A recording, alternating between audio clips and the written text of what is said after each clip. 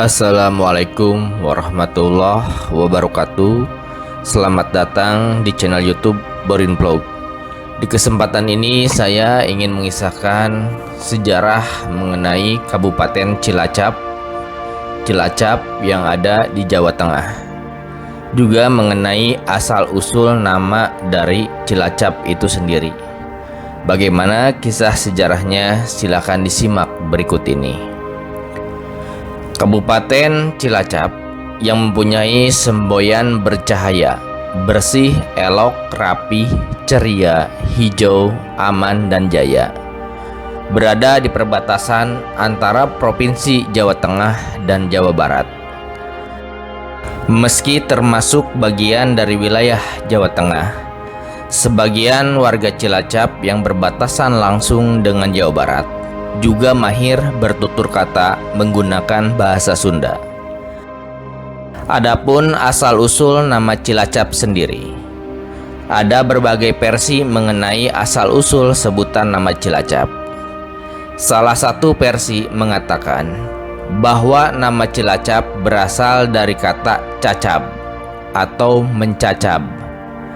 Masyarakat Cilacap sampai sekarang mengenal cacab sebagai sebuah metode cara bertanam di lahan yang berair. Penyebutan Cilacap berasal dari kata cacab yang mendapat imbuhan ci yang dalam bahasa Sunda berarti air. Masyarakat Cilacap sendiri memang sebagian penduduknya ada yang terdiri dari orang Sunda, sehingga turut mempengaruhi tradisi dan budaya yang ada di Cilacap. Versi lain menyebutkan bahwa sebutan nama Cilacap mengadopsi dari bahasa Sunda. Ci berarti air, dan lacap berarti sungai atau bunyi-bunyian. Ada pula yang mengartikan lacap juga berarti lancip atau tanah yang menjorok ke laut.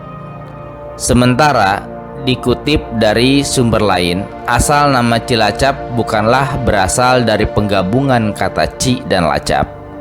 Sebutan nama Cilacap justru berhubungan dengan mata bajak.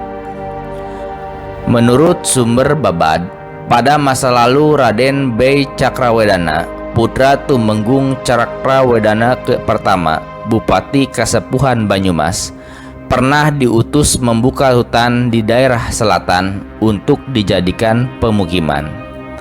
Rombongan Raden Bey ini kemudian berhenti di ujung lekukan pantai Teluk yang bentuknya mirip mata bajak, atau dalam bahasa Jawa disebut luku, yang disebut cacap atau celacap. Menurut catatan sejarah, penulisan Cilacap seringkali disalah tafsirkan sebagai kata yang berasal dari bahasa Sunda. Padahal Cilacap berasal dari ucapan kata celacap yang berubah menjadi Cilacap yang artinya sudut atau titik lancip. Perubahan pengucapan itu muncul karena perbedaan persepsi orang Belanda. Di tanah kerajaan, kata celacap digunakan untuk titik-titik yang dikenal pada patron beberapa stasi payung dan kepala kain batik atau sarung. Mengenai sejarah Kabupaten Cilacap sendiri, sebagai wilayah yang secara geografis berbatasan dengan Provinsi Jawa Barat, maka secara sosiologis dan kultur, Cilacap juga merupakan batas atau pertemuan antara budaya Jawa, Banyumasan, dan budaya Sunda Priangan Timur. Sejarah keberadaan Kabupaten Cilacap juga dipengaruhi akan hal tersebut. Cilacap pada masa kerajaan, sejak dahulu posisi geografis Cilacap berada di antara dua wilayah politik, yaitu Galuh Sunda dan Mataram Jawa. Dalam perspektif Mataram Jawa, berdasarkan Prasasti Salingsingan 1880, disebutkan bahwa Desa Donan atau Handaunan yang merupakan cikal bakal Cilacap sudah didiami penduduk sejak abad ke-9, yaitu saat Mataram kuno diperintah Dyah Lokapala. Sementara dalam perspektif Galuh Sunda, sejarah keberadaan Cilacap dapat dilihat dari laporan Belanda 1809 yang menyebutkan bahwa Segara Anakan dan Pulau Nusa Kambangan merupakan bagian wilayah kekuasaan Galuh atau Priangan Timur yang pernah dihuni oleh penduduk dengan perdagangan yang cukup ramai. Namun, sayangnya pemukiman tersebut kemudian dihancurkan oleh para perompak. Keterangan lain juga tercatat dalam sebuah naskah kuno primer Bujaga Manik yang saat ini disimpan pada perpustakaan Bodleian Oxford University sejak tahun 1627. Naskah ini menceritakan perjalanan Prabu Bujangga Manik, seorang pendeta Hindu Sunda yang mengunjungi tempat-tempat suci agama Hindu di Pulau Jawa dan Bali pada awal abad ke-16. Di zaman dulu, batas kerajaan Sunda di sebelah timur adalah Sungai Cipamali, yang saat ini sering disebut sebagai Kali Brebes, dan Sungai Ciserayu yang saat ini disebut Kali Serayu di Provinsi Jawa Tengah. Pada akhir zaman Kerajaan Majapahit, antara 1294 hingga 1478, daerah Cikal Bakal Kabupaten Cilacap terbagi dalam wilayah-wilayah Kerajaan Majapahit, Adipati Pasir Luhur dan Kerajaan Pakuan Pajajaran yang wilayahnya membentang dari timur ke arah barat. Pada tahun 1579, Kerajaan Hindu Pakuan Pajajaran diserang oleh Kerajaan Islam Banten dan Cirebon. Dengan kekalahan di pihak Pakuan Pajajaran, wilayah bagian timur Kerajaan Pakuan Pajajaran akhirnya diserahkan kepada Kesultanan Cirebon. Dengan demikian, maka seluruh wilayah Cikal Bakal Kabupaten Cilacap di sebelah timur berada di bawah kekuasaan Kerajaan Islam Pajang dan sebelah barat berada di bawah kekuasaan Kesultanan Cirebon. Setelah Kerajaan Pajang diganti dengan Kerajaan Mataram Islam yang didirikan oleh Panembahan Senopati pada tahun 1587 hingga 1755 Masehi, maka daerah Cikal Bakal Kabupaten Cilacap yang semula di bawah kekuasaan Kerajaan Islam Pajang diserahkan kepada Kerajaan Mataram Islam. Pada tahun 1595, Kerajaan Mataram Islam juga mengadakan ekspansi ke wilayah Galuh yang berada di wilayah Kerajaan Cirebon. Sebelum dikuasai kolonial Belanda, sejarah Cilacap juga tidak dapat dilepaskan dengan sejarah Banyumas. Pada abad ke-15, Bupati Wirasaba mendirikan kota baru bernama Banyumas sebagai pusat tempat kedudukan wadana Bupati atau Kepala Bupati dari 12 bupati di bawah Kasunanan Surakarta.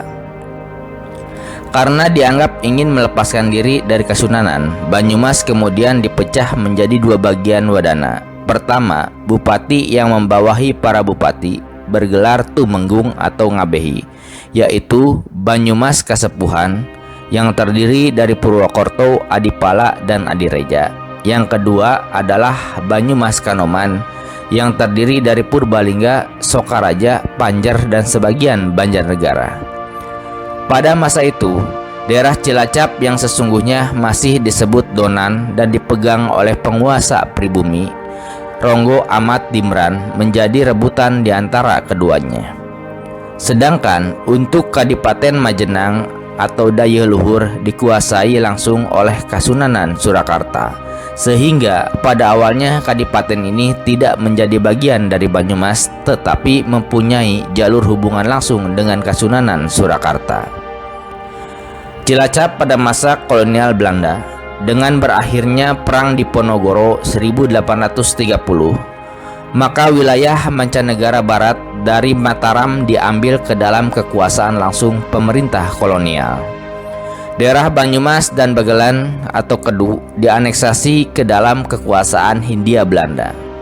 Setelahnya kemudian disusunlah pemerintahan mulai dari residen dan asisten residen untuk mendampingi para bupati.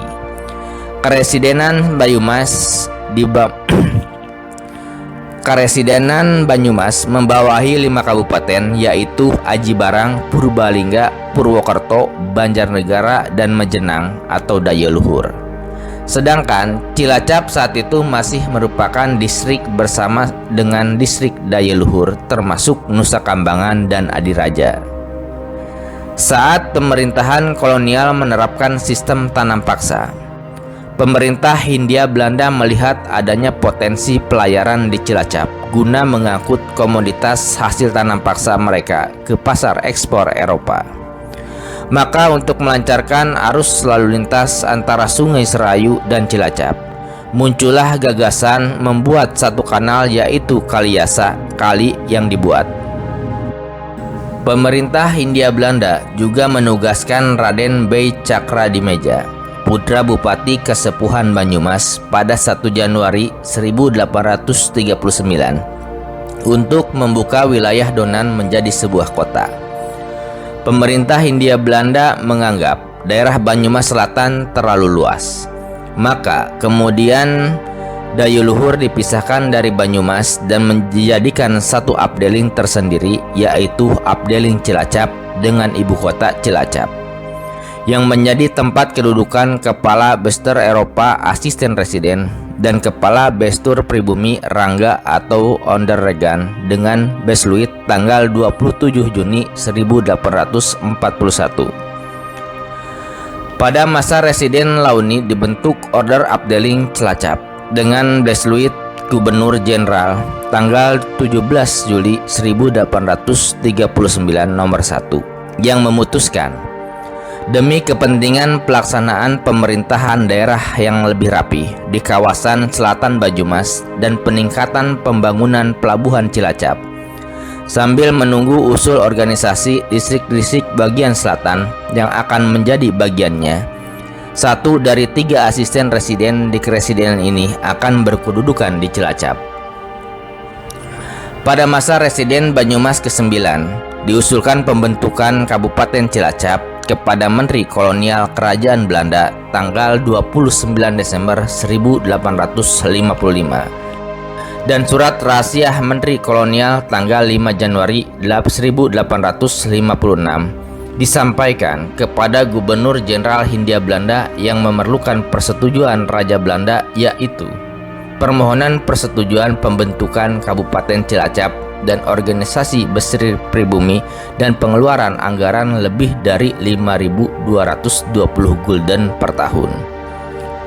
Setelah menerima surat rahasia tersebut, maka Order Rensrap di Cilacap ditingkatkan menjadi Rensrap atau Kabupaten Cilacap dengan Besluit Gubernur Jenderal tanggal 21 Maret 1856.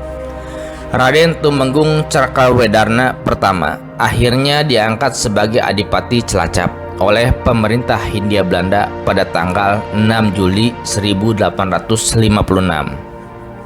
Demikianlah hingga saat ini, tanggal 21 Maret masih diperingati sebagai hari jadi Kabupaten Cilacap. Nah, seperti itu sekelumit sejarah atau kisah yang melatar belakangi terbentuknya Kabupaten Cilacap, dan juga terkait dengan asal-usul nama atau penyebutan Cilacap itu sendiri. Terima kasih sudah menyimak di channel YouTube Boring Vlog. Silakan simak kisah sejarah, cerita rakyat, legenda maupun dongeng Nusantara lainnya yang ada di channel ini. Terima kasih atas perhatiannya. Assalamualaikum warahmatullahi wabarakatuh.